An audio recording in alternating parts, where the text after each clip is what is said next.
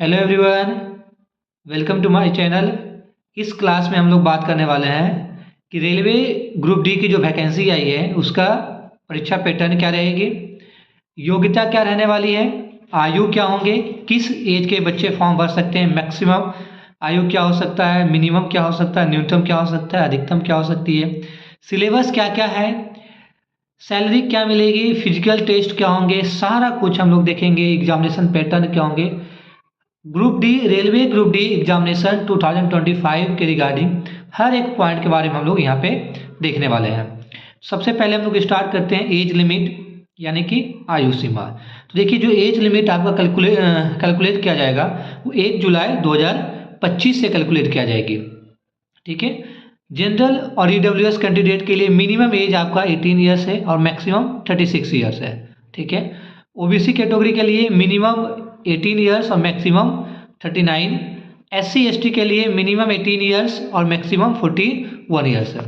यानी कि जो कैंडिडेट जनरल कैटेगरी से बिलोंग करते हैं या ईडब्ल्यूएस, वो न्यूनतम आयु 18 साल है और अधिकतम 36 साल। ओबीसी कैंडिडेट के लिए न्यूनतम 18 साल, अधिकतम 39 साल।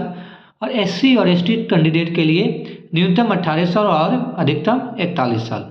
ठीक है। एजुकेशन क्वालिफिकेशन की बात करें या शैक्षिक योग्यता की बात करें तो मिनिमम आपका 10th पास, अगर कोई भी बच्चा 10th पास किया हुआ है, या ITI है। ठीक है। तो ये दो है एजुकेशनल क्वालिफिकेशन, या तो आप 10th पास किए हुए हैं या आप ITI किए हुए हैं। ठीक है। तो कोई भी बच्चा जो 10th पास किया हुआ है वो ये फॉर्म भर सकते हैं। रेलवे ग्रुप डी 2025 का जो फॉर्म आया हुआ है, जनवरी में फॉर्म फिलअप स्टार्ट होने वाली है ना। अब हम लोग बात करते हैं सिलेक्शन प्रोसेस कि इसका सिलेक्शन कैसे होंगे, क्या क्या प्रोसेस का फॉलो किया जाएगा सिलेक्शन के लिए। तो सबसे पहला स्टेज आपका होंगे CBT 1 कंप्यूटर बेस्ड टेस्ट, पहला स्टेज होगा। ये पास करने के बाद आपका फिजिकल एफिशिएंसी टेस्ट होंगे। इसमें क्या होगा वो भी हम लोग देखने वाले हैं कि फिजिकल एफिशिएंसी टेस्ट में क्या होता है, मेल कैंडिडेट के लिए क्या होती है, फीमेल कैंडिडेट के लिए क्या होती है।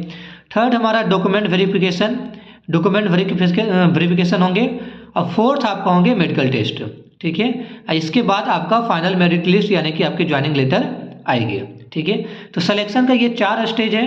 पहला आपका computer based test, second stage physical efficiency test, third stage document verification और फोर्थ स्टेज मेडिकल टेस्ट। ठीक है। नाउ अब हम लोग आगे बढ़ते हैं कि देखिए, हम लोग सिलेक्शन प्रोसेस देख चुके हैं, एजुकेशन क्वालिफिकेशन और एज लिमिट। अब हम लोग देखने वाले हैं कि एग्जामिनेशन पैटर्न क्या रहेगी रेलवे ग्रुप डी की। तो examination pattern CBT exam pattern for railway group D, इसमें 4 सब्जेक्ट आपके पूछे जाएंगे। जनरल साइंस, ठीक है, समान विज्ञान, रीजनिंग सेकेंड पार्ट, थर्ड आपका मैथ और फोर्थ आपका general awareness and current affairs. ठीक है। जनरल साइंस के 25 क्वेश्चन आएंगे टोटल, जिसमें 7, 8 और 7, 7 केमिस्ट्री, 7 बायोलॉजी और 8 फिजिक्स। इसी तरह से रहते हैं। रीजनिंग का आपका 30 क्वेश्चन रहेंगे, मैथ का आपका 25 क्वेश्चन रहेंगे और जनरल अवेयरनेस और करंट अफेयर्स का 20 क्वेश्चन। टोटल आपका 100 क्वेश्चन रहने वाले हैं। ठीक है। कितना टाइम दिया जाएगा, 90 मिनट का टाइम दिया जाएगा, यानी कि 1.5 डेढ़ घंटा का टाइम दिया जाएगा।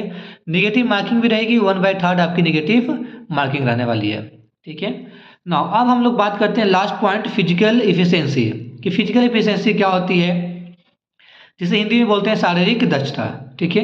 ये मेल कैंडिडेट के लिए और फीमेल कैंडिडेट के लिए क्या सेम होती है या अलग अलग होती है, इसमें क्या किया जाता है, क्या कराया जाता है, सारा कुछ हम लोग देखने वाले हैं। ठीक है। तो देखिए, फिजिकल एफिशिएंसी में मेल कैंडिडेट और फीमेल दोनों के लिए अलग अलग होते हैं।